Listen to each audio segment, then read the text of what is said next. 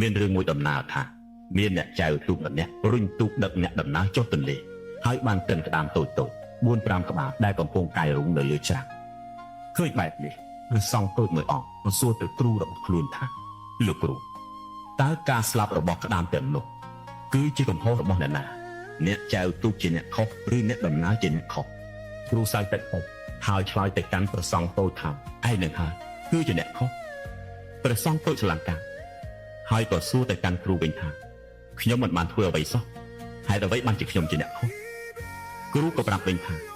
អ្នកចែវទូកខំរុញទូកដើម្បីចិញ្ចឹមគ្រួសារអ្នកដំណើរឆ្លងទន្លេដើម្បីទៅបំពេញការងារចំណែកឯក្តាមវិញខំខួងដីលាក់ខ្លួនដើម្បីរស់រានមានជីវិតម្នាក់សុទ្ធតែកំពុងប្រឹងប្រែងដើម្បីជីវិតមានតែឯងប៉ុណ្ណោះដែលកំពុងអង្គុយសួររកអ្នកណាត្រូវអ្នកណាខុសសត្វលោកនិងមនុស្សទាំងសុទ្ធតែមានទុក្ខលំបាករៀងៗខ្លួនក្នុងរឿងជាច្រើនមិនអាចបែងចែកទៅជាល្អទាំងស្រុងឬអាក្រក់ទាំងស្រុងបាននោះទេគ្រប់រឿងទាំងអស់សុទ្ធតែមានចំណុចល្អនិងចំណុចអាក្រក់នៅលាយឡំគ្នាមិនអាចបែងចែកដាច់ពីគ្នាបាន